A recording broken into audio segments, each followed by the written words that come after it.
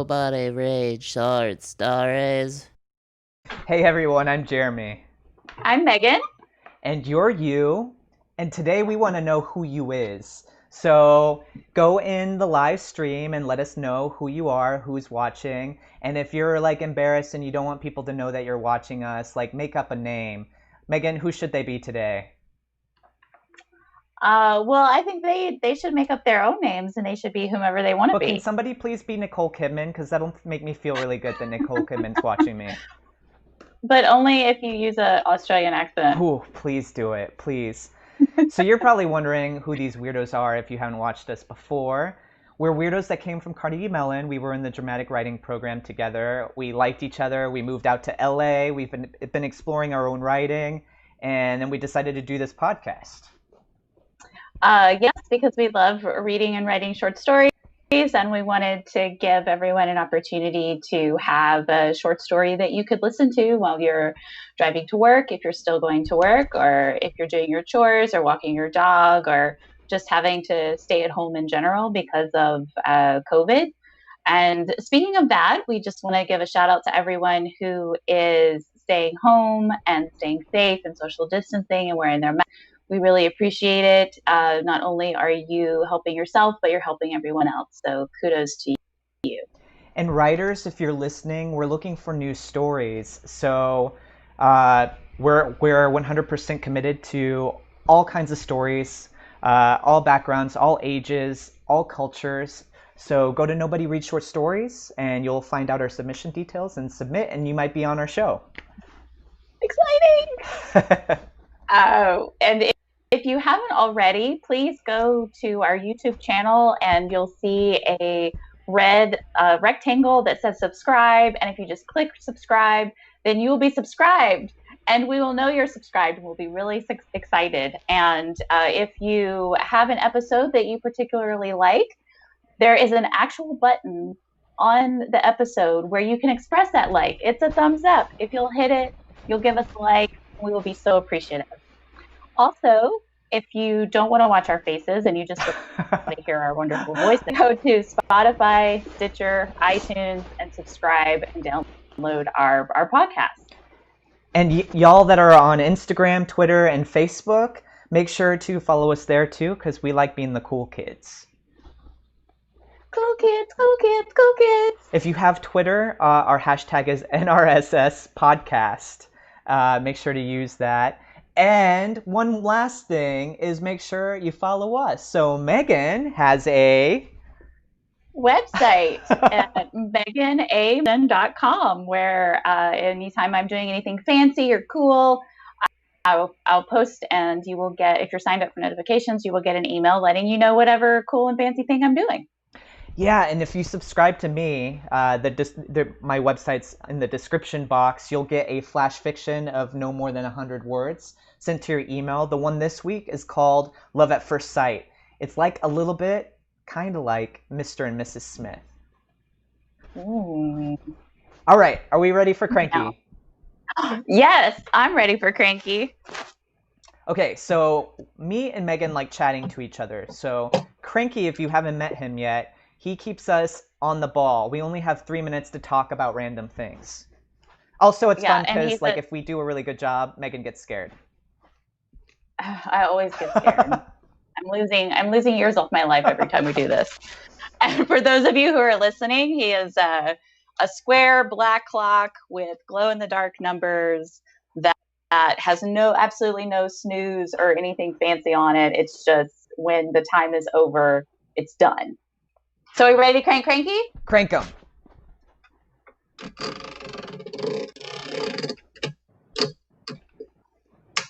All right, here we go.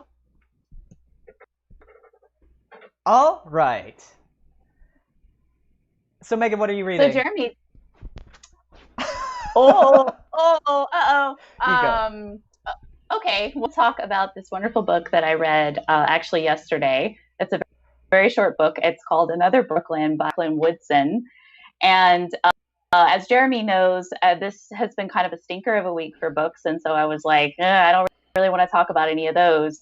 But yesterday was a little gloomy and it was chilly and I was really just wanting to get into a book. And so I found Another Brooklyn, which is a book that I've been wanting to read for quite some time. And I found it on audio, and it was so good. It's like very lyrical and poetic, and it's all about this young girl growing up in Brooklyn and her relationship with her three best girlfriends and kind of that coming of age.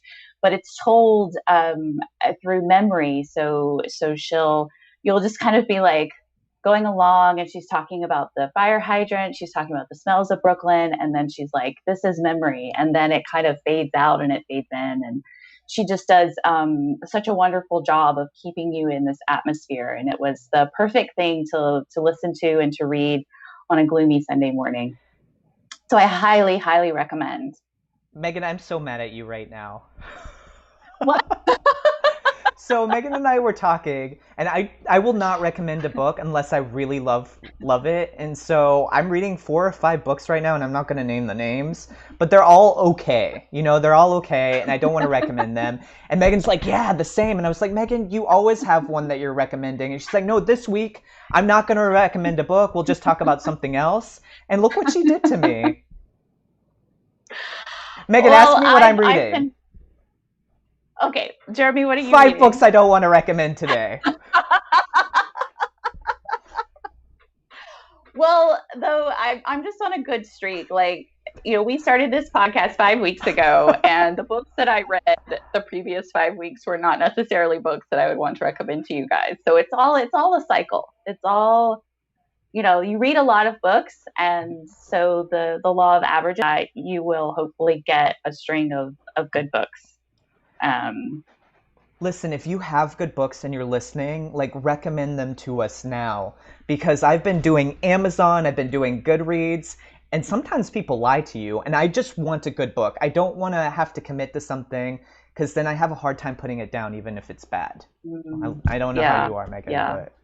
I think it takes a lot of work to find good books. Like, I'll look at the New York Times bestseller list, I'll look at Amazon. I don't like Goodreads because I don't believe people and their recommendations. Okay, so the story today, here's the synopsis. The sudden passing of a beloved acquaintance challenges a woman to reflect on the things she left unsaid and undone. The Cleaner by Michelle Murphy. I don't remember any of our conversations. They were always snippets anyway. Little pleasantries in passing week after week for years. A lot of snippets. He had this great cadence when he said my name, always the same way, the same greeting. Hello, Michelle. It was so melodic, such a beautiful way to be spoken to. He was the talker. His brother spoke not a word. The first time I ever heard the brother speak was at the funeral. He didn't speak at the funeral, but after. I went up to him, heart still heavy in the afterglow of the Spanish service, still reeling from watching the casket procession, seeing the widow's devastated face, and admiring the priest with his heavy African accent and his excellent Spanish. I need to learn Spanish. I said my name first, touching my chest. Sometimes it's hard for people to place you out of context. I like to be helpful. Michelle, I said. Dixie Canyon. The name of my apartment building, a new moniker for myself. I manage it, Dixie Canyon, a 15-unit apartment building of equally awesome and ridiculous tenants, have for 9 years. In fact, the cleaners are the only vendor that I didn't replace after years of building mismanagement. Gone were the thieving plumbers, the mentally unstable electrician, overpriced locksmith, grumpy handyman, and incompetent roofers of years prior. Just the cleaner remained. The silent brother stares at me blankly until recognition and surprise register simultaneously. I hug him. I'm a hugger. It will live in my memory as one of the most awkward hugs I've ever been a part of. I'm still glad I did it. I needed it. I don't remember what I said after that. I'm so sorry. We are so heartbroken. I don't know. sounds like something I would say anyway. He was with me long enough for the recognition. He said my name softly, completely unlike his brother, Michelle, in a whisper, like a secret. That was it. My name, the half-assed hug, and then he was gone. Not literally gone, but his mind definitely. He glanced at his phone. He glanced everywhere, landing nowhere. I excused myself and left. Walking through the church parking lot, I looked at this part of town unknown to me, its signs I could not read. I played the service over again in my head. I am grateful I was there. I loved the cleaner. I loved the way he said my name. He had a family. They loved him, clearly. He was a grandfather. He had a sister. The new facts of the cleaner's life freshly revealed to me. I never knew. I never asked. Why didn't I ask?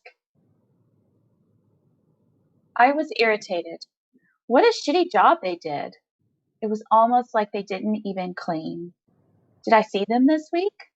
No, I wasn't here Friday afternoon. I let it go.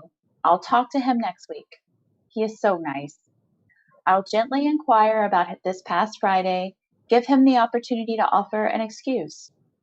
Maybe it was just one of them. Maybe it was the silent brother only. Doesn't matter. It will easily be resolved. Next Friday, I'll talk to him. The following week, I texted my brother. Dave's not my biological brother, but he's like family, and I'm closer to him than any of my actual siblings. Hey, I'm not going to be home when the cleaners come today. Can you talk to them? See what's up? Make sure they mop this week? Dave lives at Dixie Canyon too, just below me. Same layout as our apartment. He used to live with us, with my husband and I. We were considering having a baby but needed his bedroom. We made some internal maneuvers and now we are all just peas in a pod in our upstairs-downstairs arrangement. Plus, we did have that baby, so it all worked out. He texted a few hours later, no show. God damn it. I'm pissed now. I quickly find the apartment phone. It's a really annoying, cheap BlackBerry. My boss, the owner of the apartment building, doesn't pay for any of my office materials. I didn't know much when I started this job years ago, but I knew enough to get a second line that I would only use for tenants and vendors. Paid off dearly over the years. People are nutty. Best to have boundaries. I call the cleaner. It rings for a bit, then goes to voicemail. It's annoying. Just that automated voice that repeats the phone number you dialed. I know the goddamn phone number. I just dialed it. I take a deep breath before the beep. It's something I always do. Check my attitude, put on my nice voice. No one likes a bitch. I don't remember what I said. I know I was nice. I know I must have said something like, we missed you this week, yada yada, something nice. The subtext was subtle but clear. Where the hell are you? I count the weeks in my head. It wasn't 2 weeks since I last saw him. It's been at least 3. The shitty job I thought they did last week is because they weren't here last week at all. What the fuck? 3 weeks? I emailed my boss. I'm pissed, but I tone it down, namely for 2 reasons. I like the cleaner, and again, no one likes a bitch. I can protect him over 2 missed weeks. I did, in fact, protect him, not report his absences. But 3, that's somehow personal to me. That he didn't show up for 3 weeks and didn't even bother to communicate with me is not okay. My boss's email comes back quick. It's not what I expected. Michelle, it simply says, I'm sorry. The cleaner was killed in an auto accident almost 2 weeks ago. I'm in shock. I frantically count the weeks in my head again. He cleaned on Friday 3 weeks ago. He was here cleaning with his silent brother. I missed him that day. I missed the whole week, apparently. I didn't notice the dust until the following Friday had passed. 2 weeks passed. Nobody cleaned because the cleaner was dead. He died the week before on Friday night. He died just after cleaning our building. He died at a stoplight in Reseda. in his old Toyota pickup, the innocent victim of a street racing accident. He died. Edgar Pineda died. Death is weird. It's not the dead part that I get. It's the dead and gone part. The gone is where it hurts. My best friend growing up lost her brother a few years back. He was trouble his entire life. Totally hot when I was a teenager. Cocky Kenny, full of swagger. He was dangerous. Not the sexy kind of dangerous where you don't know what's going to happen, but kind of like it anyway. No, Kenny was dangerous, like someone who was living life with no boundaries, rules, or fucks. I knew it back then. He was doing too much life all at once. It was scary. I secretly liked that he flirted with me, made me feel special. He had game, I had none. He made me feel pretty in that terribly uncomfortable teen phase, not a girl, not yet a woman. I stayed a safe distance from him back then. Couldn't catch him anyway. I never thought too much about him in the decades that followed. My best friend would occasionally tell me some sad updates, rehabs, various women, the seizures that were now almost daily. He died in the woods a few years ago in northern Michigan, up north we call it, or the UP. He got into a fight with a girlfriend who called the cops on him, but he had a ton of priors, including a domestic charge with this girl. He took some pills, left the house, and vanished, missing for weeks. Reality is, he took those pills, went off in the snowy trails of upper Michigan, sat down on a few minutes to rest, and likely froze to fucking death an hour after he left the house. My friend is still broken about it. It was better when he was missing, still had hope. I bought a card for Edgar's widow. I wanted to have the whole building sign it. I wanted to tell her how much her husband meant to me, to us. I wanted to gather money for her in his honor. I bought the card and did nothing. I also didn't do any cleaning. The dust continued to grow. The place began looking a bit tired, like a kid who badly needed their hair brushed. Months went by. My boss was on the hunt for new cleaners. I put a listing together of all the responsibilities Edgar had. It was a lot. I stared at it, remembering I wanted to suggest a bonus for him at Christmas. I thought this every year and did nothing. The cleaner's death continued to take a toll on me. When I finally gave it into the sorry state of our building, I wandered downstairs into the storage room. It wasn't until I had the mop in my hand that I felt it. The weighty thought that his were the last hands on it, that he simply placed it there after work, got into his Toyota, drove home, and died on the way. I swept and mopped the lobby, not realizing until after that I just used the last bit of his cleaning solution. I had tossed the empty foreign bottle in recycling, hadn't bothered to look at the name. I smelled the deep lemony scent, the cleaner's choice. Did he buy it for the smell? The price? Same as me, he was expected to pay for his own supplies. The lobby smelled that way always, and now it never would again. A happy hour erupted in the Dixie Canyon courtyard that evening, a common Friday night tradition. The moms in the building armed with rosé and Trader Joe's apps. It was always a welcome circle. The Dixie kids on their scooters, screaming and racing around the interior of the building, a throwback to our own childhoods, except we had blocks to play and these kids get 50 feet. Dads coming home, happily greeted by the courtyard cheerleaders, shouts to join the party. Not everyone takes part, of course. The millennial tenants return home from their 9-to-5s, heads down, scurrying into their apartments, no desire or ability to engage in neighborly chit-chat. The only company for them on a Friday night will be found online, likely the only conversation with their DoorDash delivery person. Maybe I'm wrong. Maybe they'll go out later, when the Dixie kids are asleep, when the Dixie parents are in their sweatpants and Netflix. Perhaps they'll Uber to WeHo, drink $17 craft cocktails all night, go home with a stranger. I skipped the happy hour. I laid on my floor instead and sobbed uncontrollably. Quite ugly, really. I cried for the cleaner, his family, for myself. I looked at the merriment down in the courtyard. How can some people be so full of joy and I so miserable? Why was I so miserable? Edgar Pineda, July 15th, 1967 to March 29th, 2019.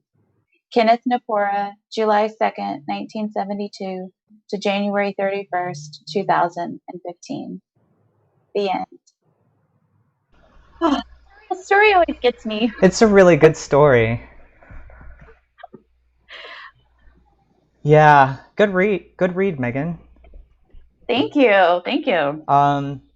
Yeah, it got me too. I just like am haunted by her using the last of his cleaning material. That's just crazy. Like, and it's something that most people wouldn't pick up, you know? I think that's what. Yeah, and I think.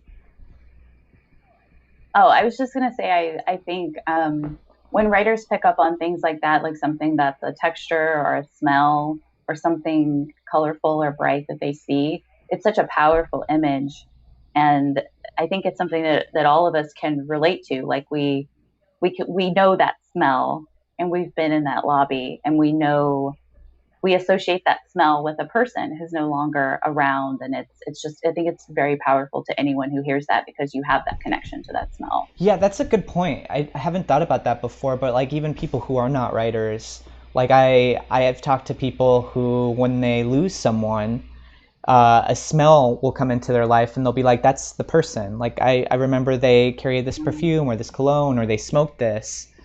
And I've read articles where scent takes you back to moments in your history. So yeah, the lemon cleaner. That's very powerful. Yeah, I'm so happy that Michelle let us use this story. It kind of fits nicely into my literary mindset of the book that I read yesterday into this story. It just fits so nicely. And she was such a great interview too. Unfortunately, due to COVID and everything, we're not able to do live interviews, but I think you guys will enjoy this. We're going to post it now, right? Hey everyone, this is a pre-recorded video with Michelle. You just heard her story. Isn't she pretty? Look at her. I gotta make it awkward at first. So how are you doing? I'm great. I'm really good, surprisingly, with everything With going on in the world. Speaking of Michelle, do you know behind you that like the decorative pieces kind of look like little Corona balls? My set dressing. Yeah. I'm currently filming in my house for Beachbody. I'm filming this workout video. I'm part of the cast. It was supposed to be 6 weeks, and in the sixth week, we were ordered to shelter in place, and so it became this virtual thing at home. So it should have been done at 6 weeks, and this was in February, and it's still going right now. So I made it past the test group. It turned into this virtual group that was so beautiful. The friendships that I've made with all of these men and women, because we just ended up, although we were at home, we were all on this like new lifestyle journey, which included working out and taking care of yourself and taking care of your mental health. And it was just supposed to be something so small, and it turned into something so amazing. And then for me to ultimately be cast in the final product now is, I mean, it's like I made it to the end. I made it to the end of the race. It's crazy, and it's been wild. So I've lost like over 20 pounds. I've lost like 19 inches all over my body. Like I'm fitting in all of my clothing again, and that's such a weird thing at a time where, you know, we all wanted to crawl under blankets and eat mashed potatoes and watch, you know, Queer Eye, right? So yeah, I'm really excited to be a part of it. So I know Michelle not through my writers group, even though she ended up going to the writers group because I dragged her. Anytime I like somebody who's super talented, I try to drag them into the things that I like.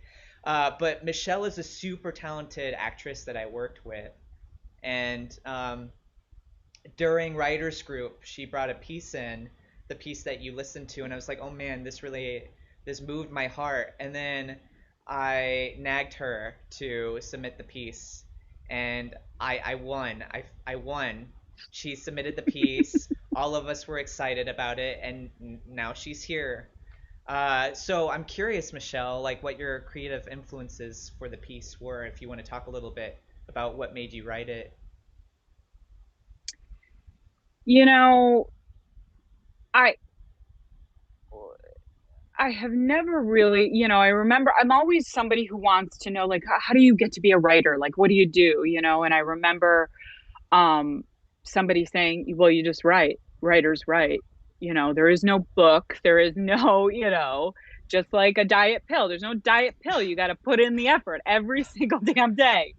And so this was something that I knew in writers group. It was like my first reading and I had to write something. And like every time I would go to sit down to write, I would just be like, oh my God, I don't know what I'm doing. What is the structure? What am I doing? I don't know. Blah, blah, blah.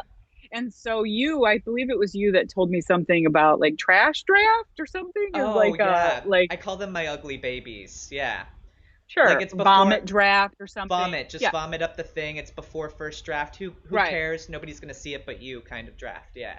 So the cleaner is my vomit draft and nobody's going to see it but me, right? Right. Right. Right. So, but that's what the thing was. So I was like, this is too hard. I'm struggling here to try to understand something, so why don't I just write? Hmm. And this is a true story. This is about, somebody who meant something very dearly to me, the cleaner here in my building. Hmm. And his death hit me so hard, and it was somewhat easier to write once I could think about him and the things I wanted to say about him. Hmm. And then I was able to just write. Like I got out of my head and I put it all down and I didn't think about structure and I didn't think, and I just kind of wrote. I just wrote from my heart. And I guess that's the key. Yeah, I mean, you were you so know honest in the piece. Like, I really resonated with some of the things that you said, like that you had so many plans for things that you wanted to do, but you didn't do them. I mean, that's human. You Right. like have these great things you want to do, and Right. unfortunately, in this situation, there's that's such a Yeah. clear line, Right. you know? Well, because that's what we do. We all know death is coming for all of us.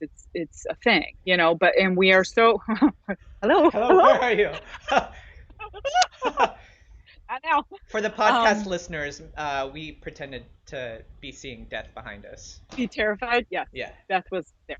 Um, it, that's not the part about death, that hits us. I don't believe. I mean, and I wrote, the words, it's the gone part when you're gone, because at some point, it's like, oh, I need to talk to, oh, I can't, Mm. or I wish I would have, I, the regret of, I wish I would have told them how much I love them. Or I wish, what was the last thing we said? And like, that's where all of the emotions and the feelings, and that lives on in us.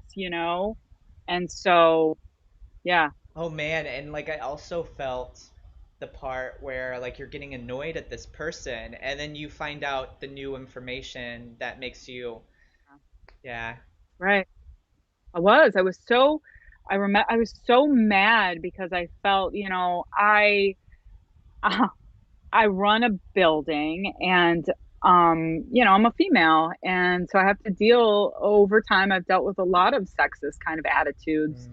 with certain things and certainly not from the cleaner. But so I constantly had to be, I know what's up. I know how to handle my stuff here. And I remember when the cleaner wasn't showing up, I mean, over the course of weeks, I felt like this is somebody I trust. Mm. why wouldn't he call me? Why wouldn't he tell me? Like I just remember feeling so like betrayed almost. Like, you were on my team, Yeah, yeah. And so, yeah, I mean, and then to find out of his passing that way, I mean, I will just never forget it. Um, yeah, I think people are going to resonate with that in their own ways. We've all been in that situation where we got really upset to find out, that the truth was nothing like we had imagined.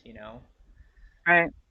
Well, and keep in mind, weeks had went past since he had passed, right? So when I found out the night that I found out, I immediately jumped online and his wake was the following day. Oh. And so I found out just in time. And then I talked about it in the cleaner about how I went to this church Mm.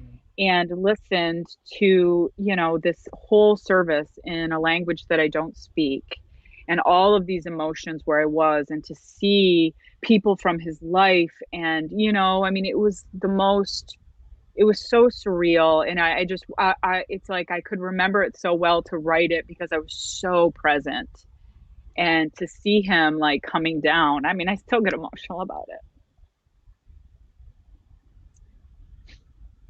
It was a very beautiful service, and I'm so glad that I was able to go. But, I mean, it was a tiny closure, and I think that's where the cleaner really came from, because I had all of these things that I didn't have closure to, the things I wanted to do for him and to tell him how much he meant to me, and like get Christmas bonuses for him. And I mean, I would have loved to do those things, and yet I didn't.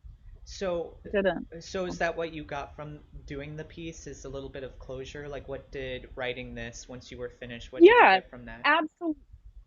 Absolutely. I got peace rather than closure. I definitely got peace. And then, the second part of it, with the introduction of my best friend and her brother that passed, that was harder because her brother's death has haunted me. I mean, she's been my best friend for 30 years.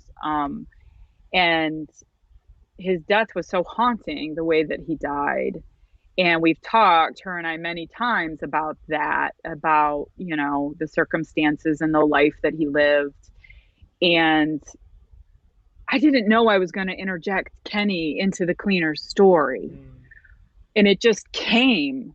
And so when and I remember even when I brought it to writers group, people said, that portion is actually another story that doesn't belong in this story. And I thought, oh, okay, maybe they're right. And then reworking it and looking at it again, and it absolutely did, because, Mm. you know, that is what was able to make the connection for me about death. It's not the death part, it's the gone part. It's that. So, Yeah, you were a little nervous about bringing this piece in just because it was true to life. Do you want to talk a little bit about yeah, that? sure. Yeah, I absolutely. You know, I didn't want to exploit Kenny's passing. And it's a true story, just like Edgar's story is a true story. I mean, this is life. These two deaths happened this way. And Christy is she's my sister. She's my best friend for since since high school. And I I talked to her about, I called her and I was like, she's on vacation. She's on vacation right now. And I'm like, I had to talk. I have to, like, I've got this heavy heart, and I'm like, I want to ask your permission, because I can take this out, and I can, I think, what did you say? Because you and I talked about it. I could substitute Substitute. something. And she was like, I wouldn't trust anybody but you Oh. to write this or to say that. I mean, like, she was so like, here is my, absolutely, you can talk about it. Absolutely, you can use my brother's name. Absolutely, you can, you know, include him and his story. And yeah, I mean, it was just like that permission kind of freed something up in me, you know, because as storytellers, you know what I mean? Like, you know, there's good, you know, I love a good story. But it's like, you know, when you're talking about somebody, you know what I mean, that somebody could be like, hey, that's me. That's me. You know, I get fearful, you know, and this whole story is about fear, fear, you know, of the things that, you know, you don't say or that you don't do. And, you know, I mean, What was the biggest challenge in writing it? I think it might be what you're talking about right now, but for you, what is the yeah, yeah. it was, it was trusting myself. You know, I love the vulnerability. Like I love to deep dive into a character's vulnerability. I'm all about vulnerability with somebody else. But with me, Yes. you know, like actually me, I'm like, no. Little bit no. And you have to, I have to really trust you, you know, like I really like, you know, and so this whole piece was so vulnerable for me. And I think that's why it was so scary, because I could be rejected by the writers group. I could be, my friend could be upset that I wrote this piece about her brother. You know, I could do a bad job with the cleaner, you know, and be disrespectful to his memory. And yeah, so it was a lot, and it was that, and then just trusting myself to go, you know what? Let's just write the damn thing and get it out there. You know, let's lean into this a little bit, you know, because, you know, I this is love, it. like, from knowing you, it seems like this is a thing. Something very small turns into something that you learn a lot from. Like it becomes like this full journey. Like I bet you never Sure. imagined that this short story would just it wouldn't just be in writers group. You'll like have people on YouTube Live and the podcast venues listening to this now, you know? I No, I mean, that's one thing though, that I'm so supportive of people that I love, and I certainly love you. love And you. so, I mean, that to me, like, if I can help lift somebody else up, you know what I mean, and what they're doing, then I'm all about that. You know, it's harder when it's like me, but because, you know, you asked and this is important to you, then I'm like, oh, if this helps you, you know, then I'm happy. I would So, love for the listeners to respond on what they got from your piece, and then maybe you can check it out to see if there are any comments. And if you have any questions for Michelle, we will also be relaying them to her so that she can answer any questions you might have about the piece. I loved it. It was beautiful. I think people are going to get so much out of it. Thank you for being so brave and honest. I really think that's going to help people connect with the piece as well. We're going to have Michelle's links at the bottom of this video. Check out all her acting stuff. And next week we have Bonnie Milani. Uh, ooh, yeah, she's our. So, I love Bonnie. what do you love about Bonnie, Michelle? I mean, she's a character. I mean, I love a character, man. That's my favorite. I mean, anybody, that's what I love. And she's so brave. And I mean, you know, like I'm always like, you know, sometimes fearful of saying the wrong thing in a group or something like that, you know, like again, vulnerability. I don't want to put that out there.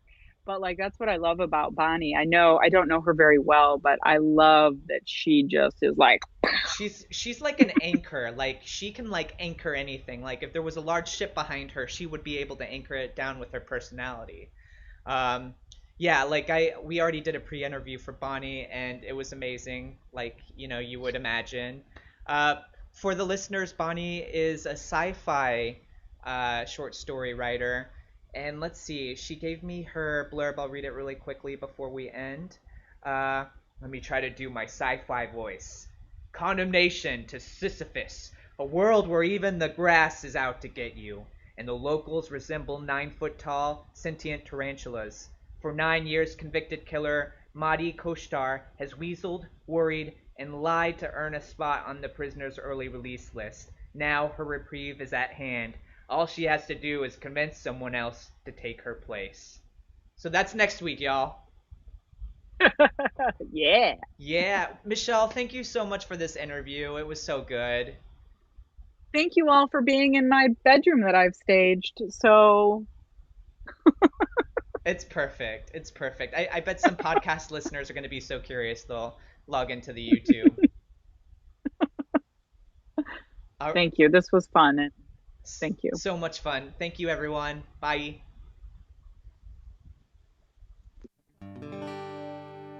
No one reads short stories anymore. I really don't know what they're written for.